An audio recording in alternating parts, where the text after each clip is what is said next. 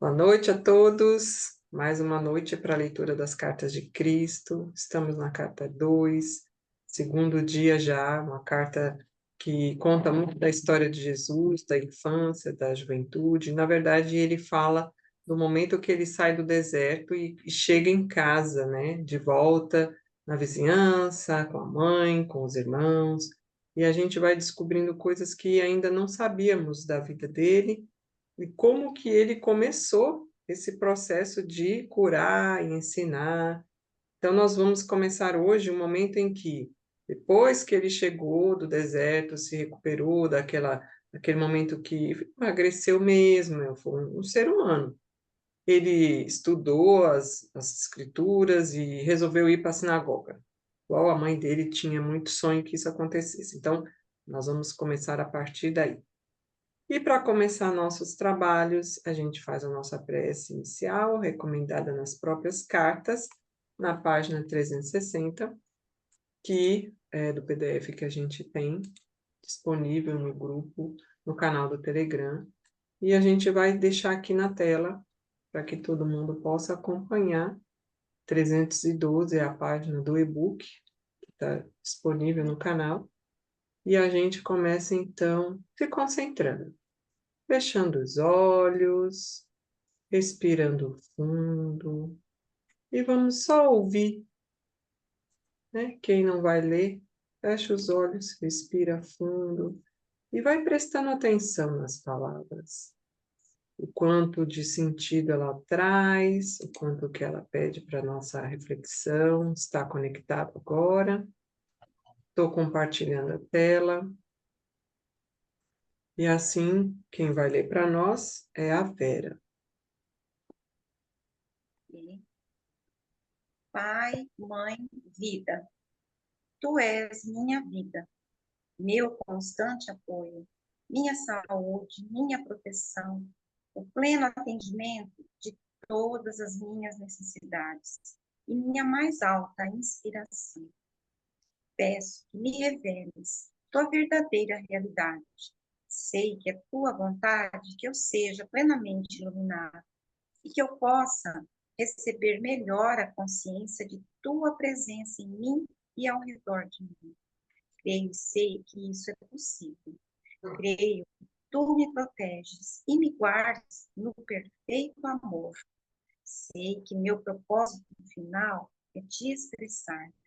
Quando falo contigo, sei que tu estás perfeitamente receptivo para mim, pois tu és a inteligência amorosa universal que maravilhosamente concebeu este mundo e o tornou visível.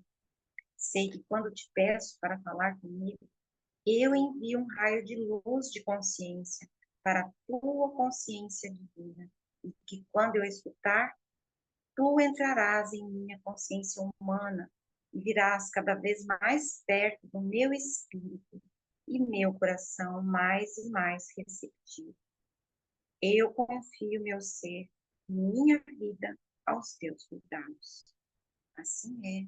Amém. Sim, é.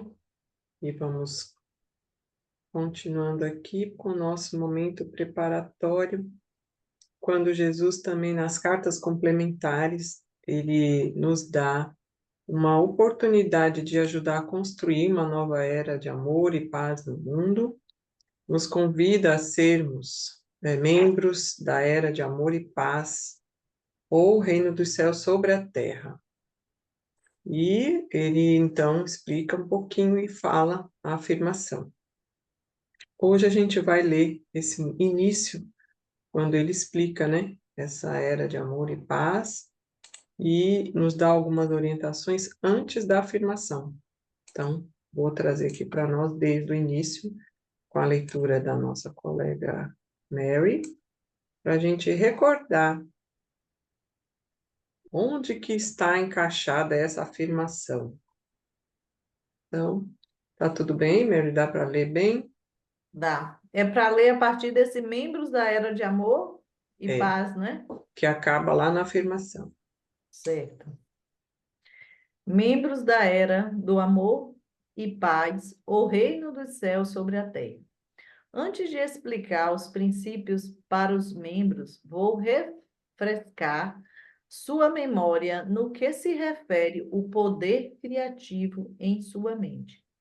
Quando seus pensamentos se unem em padrão de pensamentos de desejo ou de intenção ou de finalidade, você cria uma forma de vida.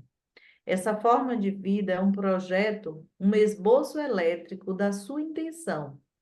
E o respectivo campo magnético da emoção atrai conjuntos de partículas de energia para transformar essa intenção de comando numa materialização visível. Esta é uma manifestação dos seus próprios desejos, como o seu conhecimento de si mesmo e do seu futuro são limitados. Essa manifestação trará para a sua vida um lado feliz e um lado triste. Mas quando você primeiro se volta para a consciência divina em busca da verdadeira solução para o seu problema, e depois devolve essa solução para a consciência divina, para a sua perfeita manifestação na Terra, então você tem a perfeita manifestação da luz, que não traz em si nenhuma decepção futura. Experimente buscar, antes de qualquer coisa, a orientação da consciência divina e de fazer disso uma constante em sua vida. Mesmo que você possa achar que não recebeu nenhuma resposta do divino, eu lhe digo verdadeiramente: se você permanece firme na fé, no futuro você verá as respostas virem para você de forma visível. Portanto, 1. Como membro do reino dos céus na terra, eu meditarei diariamente, começando com 10 minutos de meditação e passando para qualquer período de tempo que me seja adequado.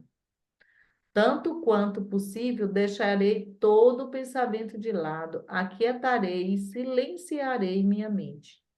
Com todo o meu coração, pedirei à consciência divina que entre em minha consciência e que a assuma, trazendo-me a sabedoria divina e o amor divino, a fim de que ele possa abençoar minha vida, todos os que se relacionam com ela, de qualquer forma, bem como todo o mundo.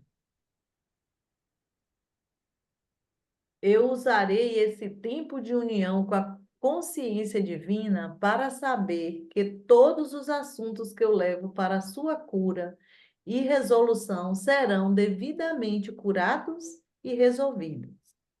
Eu pedirei à consciência divina que me dê a graça de saber que ela sempre responde às preces feitas com convicção amorosa.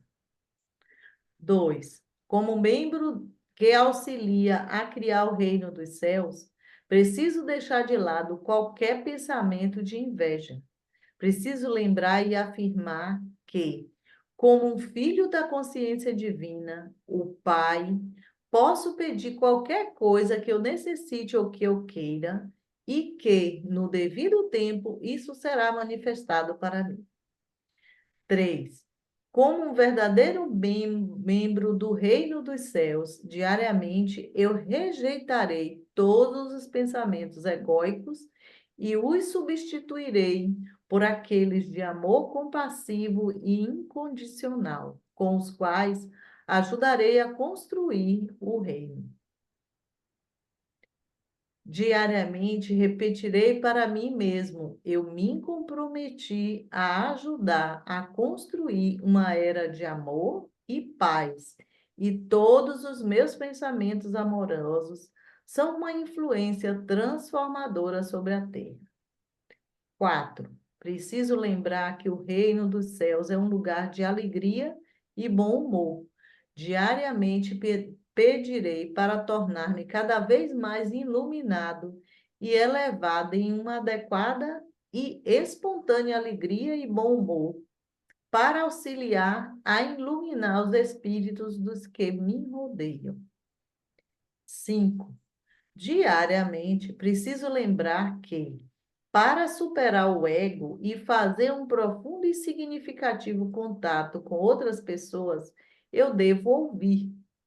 Preciso controlar os impulsos do meu ego e ouvir, esforçando-me para compreender e empatizar com o que está sendo dito. 6. Diariamente, preciso lembrar que, para superar o ego, devo ser capaz de ouvir qualquer verdade sobre mim mesmo, sem querer retaliar ou encontrar desculpas. No reino dos céus não há maledicência, vingança ou ressentimento. Comprometo-me a ajudar a construir o reino dos céus na terra.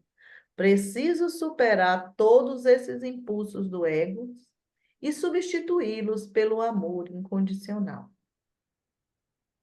7. Diariamente preciso lembrar que o reino dos céus se sabe que o amanhã, no reino dos céus se sabe que o amanhã está perfeito, pois a consciência divina preenche as mentes e os corações de cada habitante do reino. Portanto, preciso evitar toda conversa alarmista. Eu não serei pego comentando as falhas dos outros. Eu não tolerarei a minha baixa consciência, que a minha baixa consciência se detenha sobre os males dos governos e do mundo. Para construir o reino dos céus, devo me afastar de tudo que eu não quero ver perpetuando. Senão o reino nunca tornará forma. Outros poderão construí-lo e eu ficarei para trás. Eu serei excluído pela consciência autoindulgente que construir diariamente. 8. Ouvirei com amor todos os que buscam o meu conforto e pedirei à consciência divina para inspirar-me com as palavras que curarão os seus males. 9. Diariamente visualizarei e farei a afirmação seguinte, com amor pelo mundo e por mim mesmo. Afirmarei constantemente que, em razão da consciência divina iluminar minha mente, minhas afirmações serão poderosas e doadoras de vida. Eu visualizo que elas são sementes de acontecimentos futuros.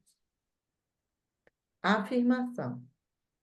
Diariamente, eu abro meu coração e minha mente para a consciência divina superior, para que me ajude a dissolver todos os impulsos egoístas do ego.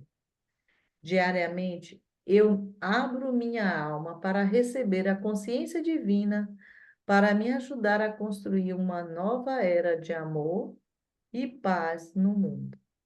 No reino dos céus, apenas o amor divino, a consciência divina e a alegria, o bom humor e a beleza da autoexpressão serão sempre sublimemente manifestados. E em cada canto do mundo, a natureza florescerá exuberante e harmoniosamente, fornecendo frutas e alimento para cada pessoa na terra. Toda pessoa será alimentada, todos serão vestidos, todos serão elevados em espíritos e todos manifestarão a consciência divina de todas as maneiras, todos os dias. Eu ergo essa visão de felicidade para a consciência divina, onde ela será inflamada com a vida divina, para a sua perfeita manifestação na Terra. Eu agradeço com amor a minha fonte, pois nesse momento tudo está começando a tomar forma no invisível. Obrigado, Pai.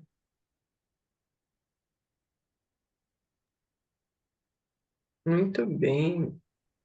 Esse momento de prévia da afirmação nos mostra o quanto somos responsáveis por um mundo melhor, nos dá umas dicas, então acho que de vez em quando a gente pode estar colocando o texto, lendo novamente para nos ajudar. a retomar essa força interior nessa afirmação. E, inspirado nessa afirmação, em tudo que a gente leu, agora a gente medita, porque é nesse momento do silêncio mental, que Jesus até fala, né? Silenciar a mente, conectar com a consciência divina que já está em nós, é que a gente eleva nossas vibrações, nossa condição de ser um transformador do mundo, e que a gente não se apegue aos males do mundo, mas que se conecte, porque cada vez que a gente está em sintonia com a consciência divina, a gente está plantando a sementinha de um mundo melhor. Então, vamos treinar a meditação, né? Vamos lá. Todo mundo, então, fechando os olhos, iniciando a nossa meditação de hoje. São 2 minutos apenas, mas que possamos treinar o silenciar das nossas mentes. Como Jesus ensina, ele pede que a gente se acomode, se sinta relaxado, da forma que quiser, não tem uma postura assim ou assado. Relaxa o seu corpo físico. E vamos fazer 3 respirações bem profundas e agradáveis. Inspira pelo nariz, solta pela boca e oxigena todas as suas células. Isso ajuda no relaxamento. Já vai acalmando as nossas mentes. Já estamos preparados e sabendo o motivo de calmar a mente, o quanto é importante. E assim, de olhos fechados, nós vamos ficar olhando para as sobrancelhas. Isso, a visão interna, no meio da testa ou nas sobrancelhas, tudo significa olhar para cima. E mantém. Em todo esse momento de 2 minutos, fique atento à sua respiração. O ar entra e sai e você apenas observa. Os pensamentos estarão aí, se você os seguir ou tentar negá-los. Não faça nada, apenas a respiração. Iniciando agora, vamos começar a contar os 2 minutos.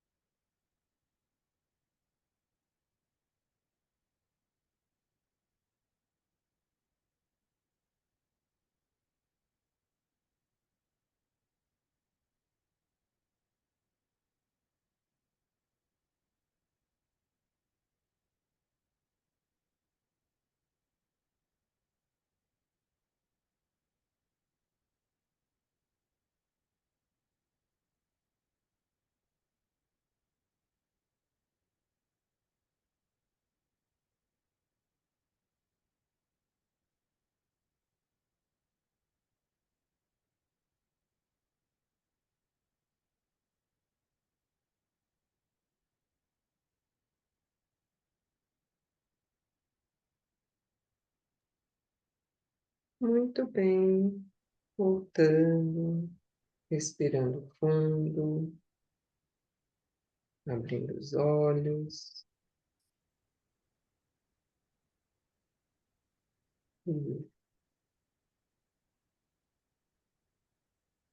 E assim,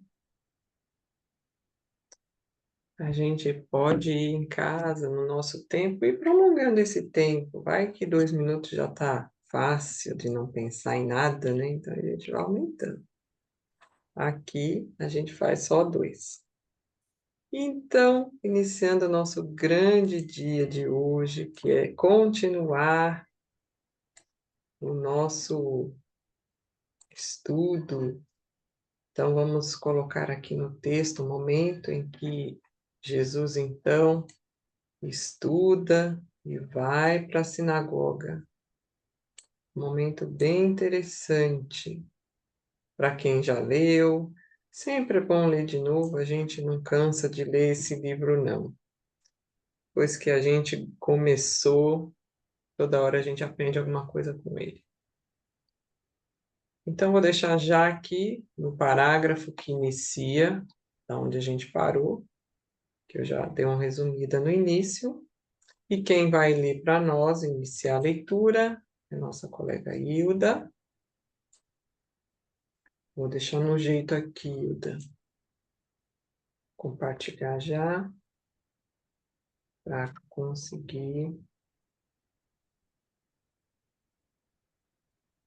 fazer nossa leitura de hoje.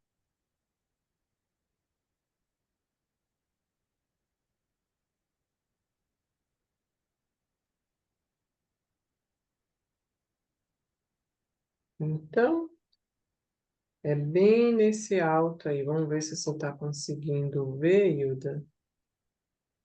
Enquanto restabelecia minhas forças. Baixa só um pouquinho. Aqui, tá bom? Aqui onde está a minha. Ah, tá, o enquanto. Achei aqui. Tá. Isso. Então, vamos lá. Enquanto restabelecia minhas forças, estudei as Escrituras cuidadosamente, para que pudesse encontrar-me com os fariseus e os escribas de forma confiante. Também era absolutamente necessário que eu soubesse o que havia sido escrito a respeito do Messias, porque estava convencido de que eu era aquele sobre quem os profetas haviam falado. Eu poderia verdadeiramente salvar as pessoas da doença, miséria e pobreza, restaurar-lhes a saúde, a prosperidade, ensinando a verdade a respeito do reino dos céus e a realidade do Pai. Quando me senti suficientemente preparado para sair e ensinar e curar, para agradar a minha mãe, concordei em ir no sábado na sinagoga de Nazaré e falar para a congregação. Como era o costume, levantei e me foi entregue o livro de Isaías para ler. Escolhi a passagem que profetizava a vinda do Messias, que viria libertar o povo judeu de todo tipo de escravidão. O Espírito do Senhor está sobre mim, porque o Senhor me ungiu para pregar as boas novas aos pobres. Ele me enviou para anunciar a libertação aos encarcerados e a recuperação da vista aos cegos, para libertar os oprimidos, para proclamar o ano da graça do Senhor. Então sentei-me dizendo: hoje vocês veem essa profecia cumprir-se em mim. Isso produziu choque e espanto no rosto dos homens que me olhavam atônitos. Mas eu continuei falando, sabendo que o Pai me diria o que falar. As palavras vieram sem estação. Falei de minha experiência no deserto e relatei a visão do bebê crescendo até a idade adulta, sendo envolvido inconscientemente em correntes e ataduras mentais, e assim ficando cego e aprisionado na escuridão interior, fechando-se para Deus. Expliquei que, ao fazer isso, eles expunham-se à opressão de conquistadores, escravidão, pobreza e doenças. Porque Deus é luz, eu disse. E luz é a substância de todas as coisas visíveis. E luz é o amor que faz todas as coisas para que o homem desfrute delas. Todas as bênçãos de abundância e saúde foram livremente disponibilizadas para aquele que amar a Deus com a mente, o coração e a alma, e que vier estritamente segundo as leis de Deus. Quando terminei, houve um completo silêncio na sinagoga. Senti que a congregação havia experienciado algo estranho, poderoso, e que tinha sido elevada a um plano superior do pensamento. Desejei que nada interrompesse a tranquilidade transcendente daquele momento. Em seguida, começaram a sussurrar entre si. Eles se perguntavam quem eu era. Alguns estavam convencidos de que eu era Jesus, a pessoa cuja família era bem conhecida na aldeia. Mas outros não podiam aceitar aquilo, uma vez que eu havia falado como alguém que tinha autoridade. Infelizmente, senti ressurgir minhas antigas reações para com aqueles homens religiosos. Sabia que tinha me desprezado no passado, de forma que eu esperava que por essa rejeição. Voltei às antigas atitudes desafiadoras, e isso os enfureceu por completo. Pelas minhas próprias reações humanas, atraí o desastre, e este quase aconteceu. Os mais jovens, instigados pelos mais velhos, correram até mim e me arrastaram para o topo mais alto do penhasco, a fim de lançar-me à morte, mas orei ao Pai para que me salvasse. De repente, ficaram tão alterados que mal sabiam o que faziam. Se voltaram uns contra os outros, então pude sair do meio deles e escapar. Foi estranho, eles pareceram não notar a minha saída. Muito abalado por essa experiência, consegui mandar uma mensagem para minha mãe, dizendo que estava deixando Nazaré imediatamente e indo para Cafarnaum, uma agradável cidade junto ao mar da Galileia. A princípio, pensei em juntar-me a antigos conhecidos, mas senti intuitivamente que isso não seria o correto a fazer. De modo que durante todo o caminho e ao entrar na cidade pedi orientação e ajuda ao pai para encontrar acomodações. Eu não tinha dinheiro e não pediria esmola. Ao caminhar pela rua, uma mulher de meia idade veio à minha direção. Ela carregava pesados cestos e seu rosto estava triste. Parecia ter chorado. Num impulso, abordei e perguntando onde poderia encontrar alojamento, ela disse brevemente que normalmente me oferecia uma cama, mas que estava com seu filho muito doente em casa. Também disse que tinha ido comprar algumas provisões para alimentar os consoladores que haviam se reunido para. Só um minuto. Que haviam se. Ela. Tá. Meu Deus. Só um minuto.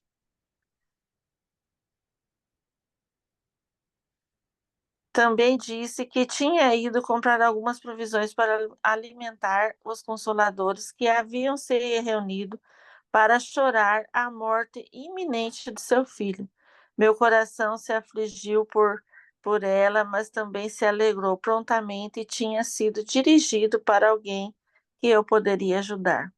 Expressei minha simpatia e ofereci-me para carregar suas cestas até a casa. Ela me olhou por um momento, perguntando-se quem eu poderia ser, mas aparentemente ficou satisfeita com a minha aparência e conduta. No caminho, disse-lhe que talvez eu pudesse ajudar seu filho. Você é médico? Perguntou-me. Respondi que não havia recebido formação médica, mas que poderia ajudá-lo. Ao chegar em sua casa de pedra grande e bem construída, o que indicava boa situação social e prosperidade, levou-me até o seu marido, dizendo: Este homem diz que pode ajudar nosso filho. Melancólico, pode subir um pouquinho, Clarice.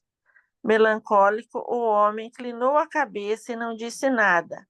A mulher que se chamava a mulher que se chamava Miriam afastou-se, dizendo que ele estava aflito e muito zangado.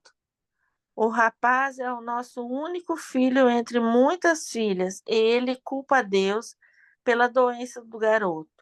Miriam começou a chorar. Se ele fala assim contra Deus, que outros problemas cairão sobre nós? Perguntou-me. Tranquilize-se, disse-lhe. Logo verá que seu filho ficará bem novamente. Ela olhou-me com dúvidas, mas levou-me até o quarto onde o rapaz estava. Fazia calor e o ambiente estava sufocante, cheio de gente, bem intencionada e triste. Conversando, pedi à mãe para esvaziar o quarto, mas os visitantes resistiram. Eles queriam ver o que aconteceria e somente saíram do quarto contrariados quando Miriam chamou seu marido para falar com eles. Podia escutá-los discutindo com o pai no quarto ao lado. O que este homem achava que poderia fazer, se o médico já havia declarado ser incapaz de ajudar o rapaz? O pai veio até o quarto para ver por si mesmo. Seu filho estava mortalmente pálido, com muita febre. A mãe explicou que ele não podia engolir a comida e que estava com o intestino solto. Ela havia estado assim por vários dias e tido perdido muito peso. O médico disse que nada mais poderia ser feito. Ele provavelmente morreria. Coloquei as mãos sobre a cabeça do rapaz e rezei, sabendo silenciosamente, dando graças com todo o coração, que o Pai, vida fluiria pelas minhas mãos para dentro do seu corpo. Dessa forma, o trabalho de cura se realizaria. Senti um calor extremo e um formigamento em minhas mãos e o poder vertente para o seu frágil corpo. Fui inundado por uma alegre gratidão, como era grandioso e maravilhoso o Pai Vida, quando liberado para fazer o seu trabalho natural de cura. Sua mãe e seu pai, olhando ansiosos para ver o que aconteceria a seguir, seguravam a mão um do outro e observaram com muita atenção. Quando eles viram a cor do seu filho mudar do branco para o rubor mais sadio, exclamaram com espanto e alegria. Depois de algum tempo, o rapaz levantou seu olhar para mim, dizendo claramente: Agradeço, estou bem melhor agora, estou faminto e quero algo para comer. Sua mãe riu de felicidade, o abraçou apertado, mas estava um pouco apreensiva. Não posso dar comida a você, filho meu. O médico ficaria zangado. Ela havia sido avisada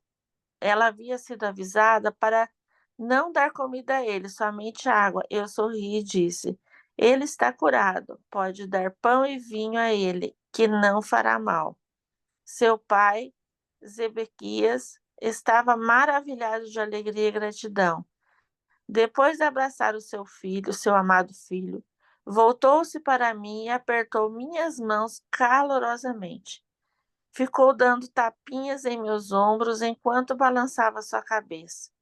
Incapaz de falar devido às lágrimas que escorriam por sua face, quando ele finalmente se recompôs, Entrou no salão e falou às pessoas que lá estavam.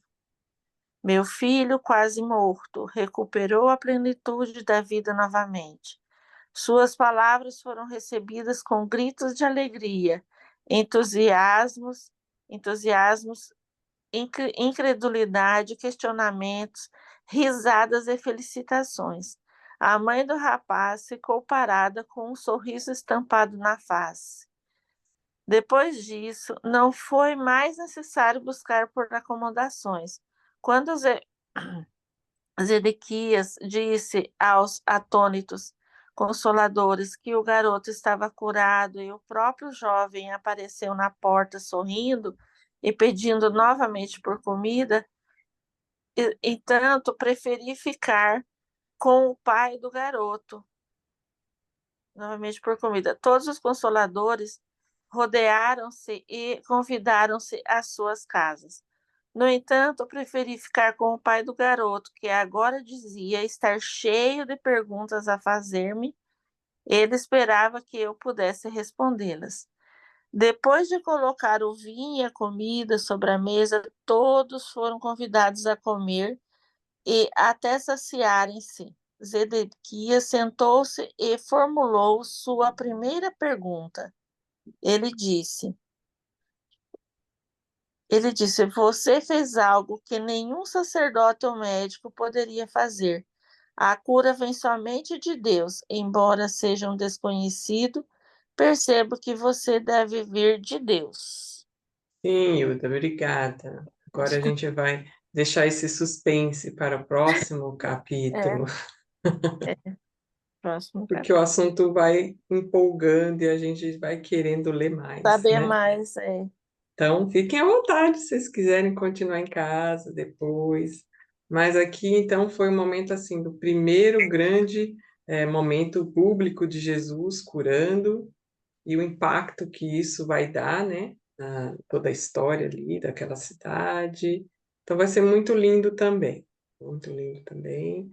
Agora a gente começa a perceber a missão de Jesus com aquela comunidade e as parábolas, e ele vai contando qual o sentido das parábolas, né? Porque ele resolveu contar por parábolas e ele também viu que tinha coisas mal interpretadas. Então, algumas parábolas ao longo da carta ele vai clareando e dizendo o que ele queria dizer com aquilo. Então, uma felicidade grande pelo dia de hoje. A gente encerra aqui, esperando que domingo que vem a gente esteja juntos de novo para mais um estudo das cartas de Cristo. Então, boa noite a todos.